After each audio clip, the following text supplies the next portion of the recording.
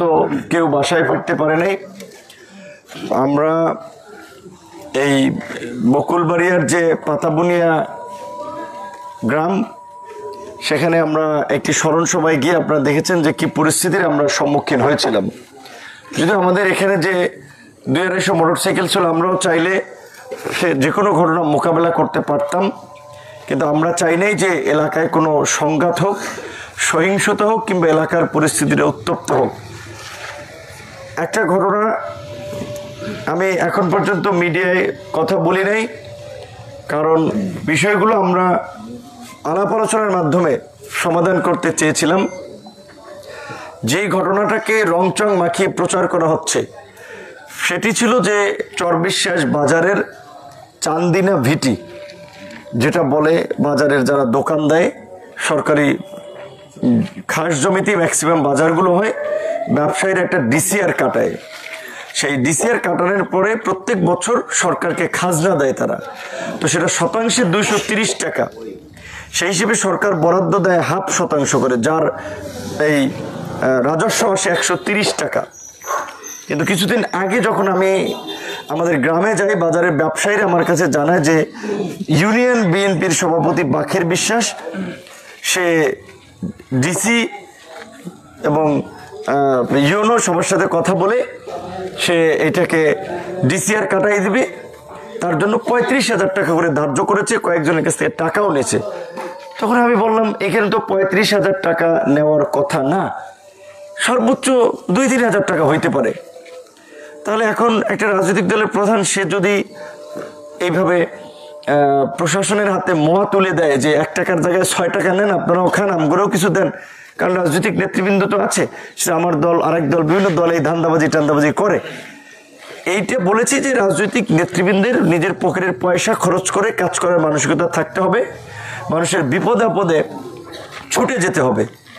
তো আজকে যখন আমি আমাদের এখানকার ইউনো মহোদয় ওনার সাথে কথা বলেছি, আপনারা শুনেছেন, উনি বলেছে যে না ভাই, 1 পয়সাও আমরা উপজেলায় ইউনো অফিস থেকে আমরা বেশি নেব না, ডিসি অফিসও নেবে না, এরা ব্যক্তি পর্যায়ে যদি কেউ করে সেটা আপনারা খোঁজ দেন, আপনারা কয় টাকা লিগ্যাল ফি ওটা ইউনিয়ন ভূমি অফিস থেকে খোঁজ নিলেও পাবেন, শতাংশে 230 টাকা।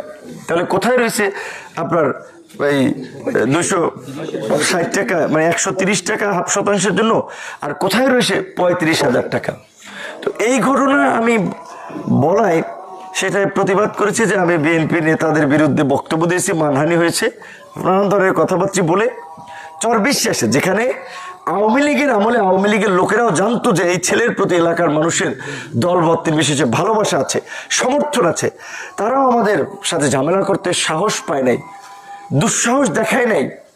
আজকে আমার আপন ছোট ভাই সহ আমাদের নেতা কর্মীদের উপরে এই ইউনিয়ন বিএনপির সভাপতি বাখের বিশ্বাস বিয়ে করছে 5-6টা বিয়ে করে কি কোনো ভালো মানুষ?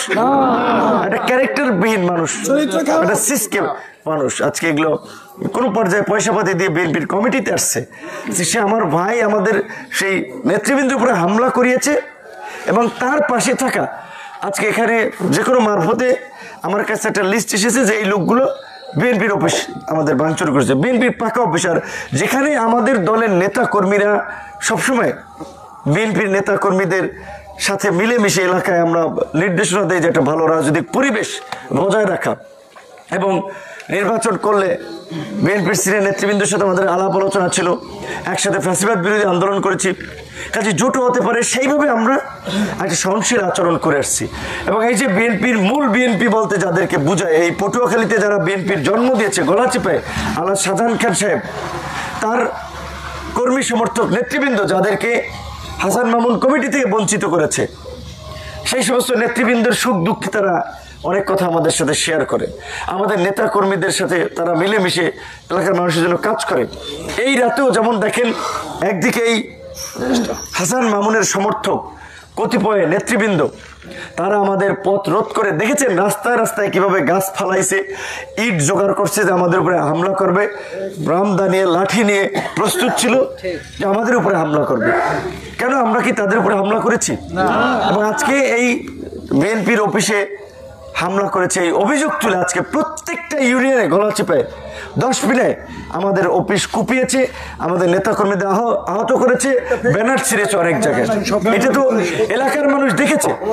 এখন বিএনপির শীর্ষ নেতৃবৃন্দ 2-1 আমার কাছে কিছু মেসেজ পাঠিয়েছে, তাদের কাছে উল্টো মেসেজ পাঠাইছে।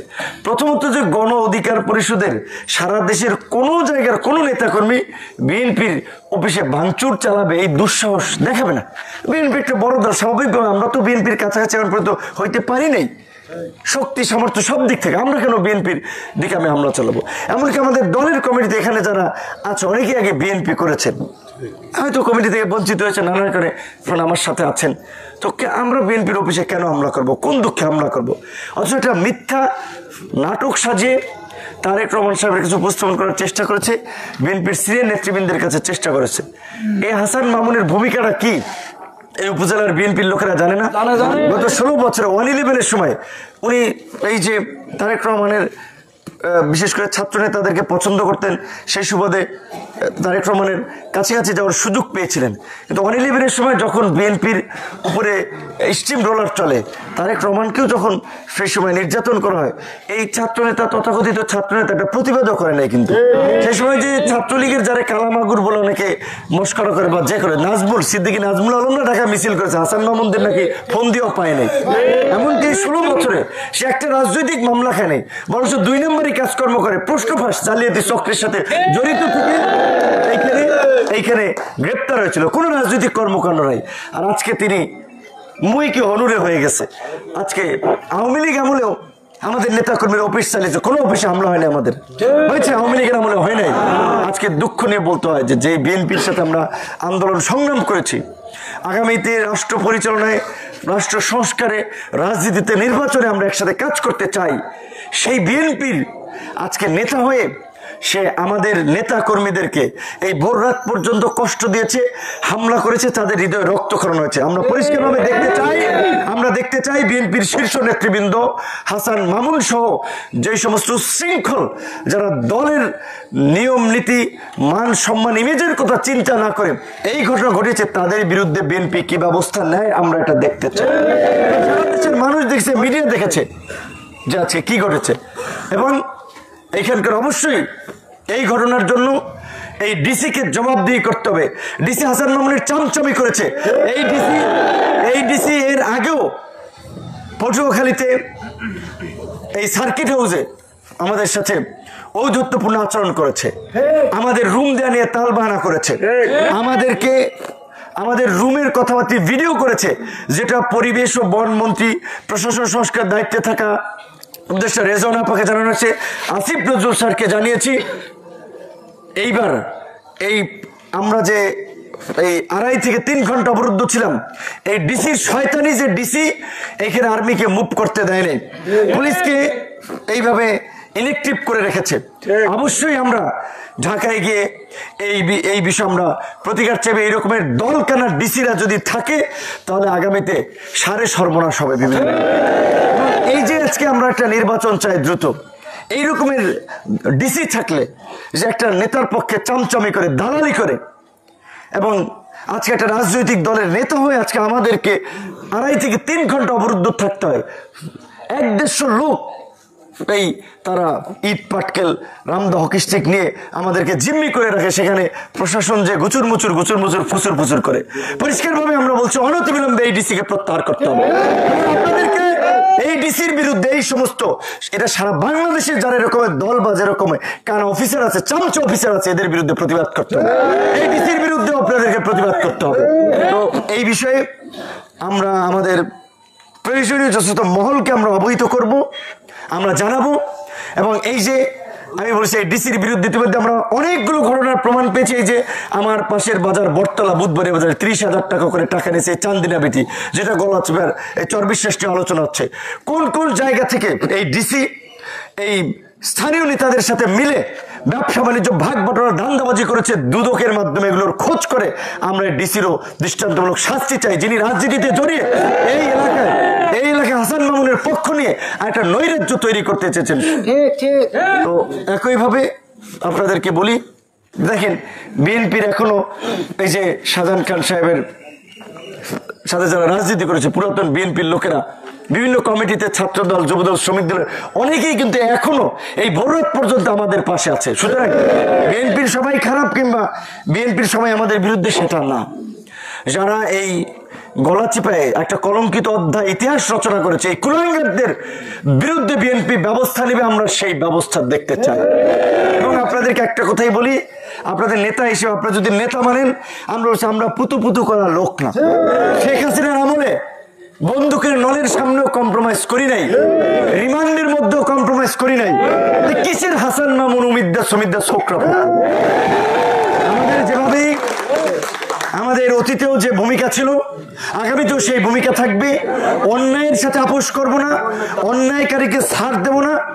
যারা হুমকি দেবে, যারা ধমকি দেবে, তাদেরকে মোকাবিলা করেই রাজনীতি করব, বিন্দুমাত্র ছাড় দেব না। আপনারা যেই যেখানে আছেন, ইউনিয়ন ওয়ার্ড পর্যায়ে আমাদের নেতা কর্মীদের আমরা বলেছি, একজন নেতা কর্মী আক্রান্ত হলে মুহূর্তের মধ্যে মৌমাছির চাকের মতো সবাই জড়ো হয়ে সেটাকে প্রতিহত। কিন্তু আমরা বারবার যেটা সবসময় বলে আসছি, আমরা শান্তিপূর্ণ থাকতে চাই, আমরা কারো গায়ে পড়ে ঝামেলা করব না, আমরা কোনো বিশৃঙ্খলা করব না, সর্বোচ্চ ধৈর্য এবং সহনশীলতার পরিচয় দেব। কিন্তু রক্তে মাংসের মানুষ গড়া হিসেবে আমাদের ধৈর্যের সীমা আছে। আমাদের সাথে ইচ্ছামি করতে আসলে উচিত শিক্ষা দিতে হবে। আপনারা সবাই ভালো থাকবেন, সুস্থ থাকবেন। আমার যে সফর বরাবরের মতো,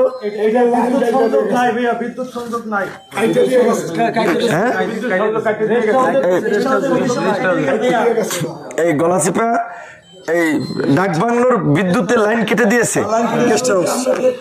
চিন্তা করেন, এখানে নাকি বিদ্যুতের লাইন কেটে দিয়েছে। এত মগের মূল্য ভাবছে। ওইখানে এর আগে একটা লাইভে আমরা দেখেছিলাম যে পুলিশ প্রশাসন, সেনাবাহিনীর লোকেরা গিয়েছিল, তারাও সাহস করতেছিল না যে এই বিএনপি হাসান মামুনের লোকজনের সামনে থেকে তারা আমাদেরকে সেফটি দেবে কিংবা তাদেরকে সরিয়ে দেবে। সেখানে আমরা অবরুদ্ধ ছিলাম। এখানে কত বড় দুঃসাহস হলে সরকারি কম্পাউন্ডের মধ্যে ঢুকে বিদ্যুতের লাইন কাটতে পারে। তো যাই হোক, এগুলোর বিচার এই এলাকার মানুষের কাছেও দিলাম, যারা এখন পর্যন্ত এমপি হয় নাই, মন্ত্রী হয় নাই, কোনো বড় নেতাও না। এখন এই ধরনের উৎপাত করে এরা যদি এলাকায় সুযোগ পায়, কি করবে চিন্তা করবে। কাজী এই সমস্ত মানুষকে আমাদের প্রত্যাখ্যান করতে হবে। এবং আমি ধন্যবাদ জানাই জনগণকে, সাধারণ মানুষকে, যারা এরকমের বাধা বিঘ্ন উপেক্ষা করে বিভিন্ন জায়গায় জনসমাবেশকে এক একটা জনসমুদ্রে রূপান্তর করেছেন। এবং বরাবরের মতোই আমাদের যে রুটিন মাফিক প্রোগ্রাম, আগামীকালকে বিকেলে আমাদের প্রোগ্রাম ছিল 10 মিনিট প্রোগ্রাম হবে। আমাদের প্রোগ্রাম পরের দিন ছিল পটুয়াখালী জেলা শিল্পকলায়। এই ডিসি কত অসভ্য ডিসি, আরেকটা একটা ইতর ডিসি, একটা বদমাইশ, যে আমাদের ছাত্র অধিকার পরিষদের পরিচিতি সভা ছিল শিল্পকলা একাডেমিতে, সে নাকি বলেছে যে ওইখানে করতে পারবে না। মানে তার বাপের প্রতিষ্ঠান ডিসির ওইটা। এইখানে হারুন হইতে চাও তোমরা? হ্যাঁ, মাতব্বরি দেখাও। মাতব্বরি, তোমাদের মাতব্বরি দেখার জন্য আমরা রাজপথে রক্ত দিয়ে শেখ হাসিনা ঘটাই নেই, ফাসিস্টদের পতন ঘটাই নেই। কাজী এই ডিসিকে আমরা অনতি বিলম্বে প্রত্যাহারের দাবি জানাই এবং প্রয়োজনে আপনারা তুখর আন্দোলন করার জন্য প্রস্তুত হন। এই রাজনৈতিক চামচামির সাথে যদি প্রশাসনও জড়িয়ে যায়, এই ডিসির মতো প্রশাসন, এই চামচাদেরকেও আমাদের বিরুদ্ধে দাঁড়াতে হবে। নতুন করে এই গণ অভ্যুত্থান পরবর্তী বাংলাদেশে কোনো কারো কাছে মানুষ জিম্মি থাকবে, কোনো চামচাদের কারণে মানুষ তটস্থ থাকবে, এইটা আমরা হতে দেব না। এবং এর সমাপ্তি, এর শেষ দেখেই আমি পটুয়াখালীতে যাব। ঢাকায় তো রাজনীতি করেছি সারা জীবনে, এর শেষ না দেখে পটুয়াখালীতে যাওয়া হবে। যদি লাশ হতে হয় লাশ সাথেই কম্প্রোমাইজ করি নাই। ছাত্রলীগ, যুবলীগ, আওয়ামী লীগ, পান্ডা লীগ, ঝান্ডা লীগ ছাড় দেই নেই, আর এখন কাগরে ছাড় দেবো এত সহজে না। আমরা হেরে যেতে আসি নাই, আমরা বিজয়ী হতে এসেছি, বিজয় ছিনিয়ে নেওয়ার জন্য এসেছি। আল্লাহ হাফেজ।